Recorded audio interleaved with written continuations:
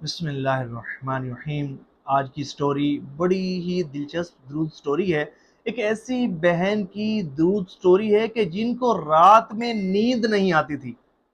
Medicine کھا کھا کر تھک گئیں لیکن ان کا علاج نہ ہو پا رہا تھا، بڑی پریشان تھی، ساری رات جاگ کر گزار دیتی۔ پھر کیسے درود پاک کا وظیفہ ملا، کس طرح درود پاک کا وظیفہ پڑھا، پھر کیسے کرم نوازی ہوئی، کتنا کچھ ان کو حاصل ہوا، برکتیں کیا ملی، حضور نبی پاک علیہ السلام نے ان پر کیسے کرم نوازی فرمائی، سنیں گے، سن کر حیران رہ جائیں گے، رشک کریں گے ان کی قسمت پر اور درود پاک کی کثرت۔ یہ ویسے ہی وہ بابرکت، وہ بہترین اور وہ مبارک اور وہ مقدس وظیفہ ہے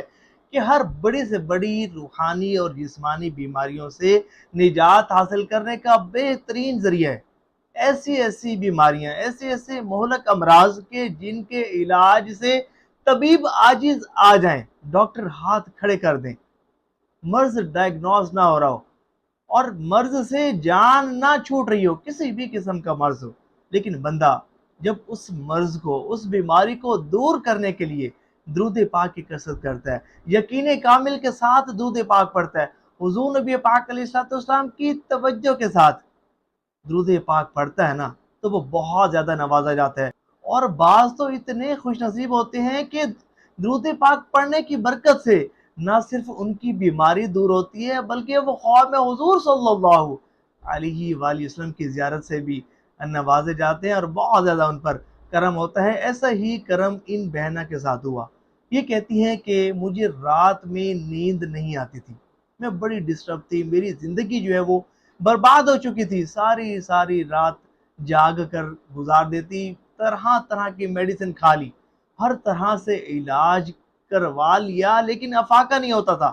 بڑی پریشان تھی، زندگی جو ہے وہ میری بڑی ڈسٹرب ہو کر رہ گئی تھی، مفلوج ہو کر رہ گئی تھی۔ پھر کہتی ہیں کہ مجھے درود پاک کا وظیفہ ملا، میں نے سچی پکی نیت کی کہ میں 1.25 مرتبہ درود پاک اس نیت کے ساتھ پڑھوں گی کہ اللہ کریم اس کی برکت سے مجھے میرے مرض سے نجات عطا فرمائے، میری بیماری دور ہو جائے اور اس پریشان کرنے والی بیماری، سکون کو برباد کرنے والی بیماری سے میری جان چھوٹ جائے۔ تو کہتی ہیں کہ میں نے یقین کامل کے ساتھ درود پاک پڑھنا شروع کر دیا۔ پھر جب درود پاک پڑھنا شروع کیا توجہ کے ساتھ، یقین کامل کے ساتھ، فائدہ کیا ہوا؟ کہتی ہیں کہ ایک رات میں سوئی،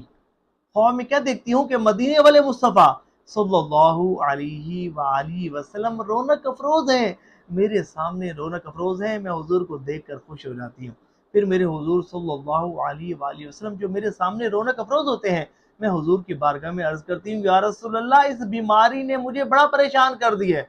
میں راتوں کو جاگتی رہتی ہوں، کرم فرمائیے۔ تو خواب میں حضور صلی اللہ علیہ وآلہ وسلم ارشاد فرماتے ہیں کہ پہلا کلمہ کثرت کے ساتھ پڑھا کرو، تمہاری پریشانی دور ہو جائے گی۔ اللہ اکبر۔ وہ کہتی ہیں کہ اس کے بعد رسول اللہ صلی اللہ علیہ وآلہ وسلم تشریف لے جاتے ہیں، میں جب بیدار ہوتی ہوں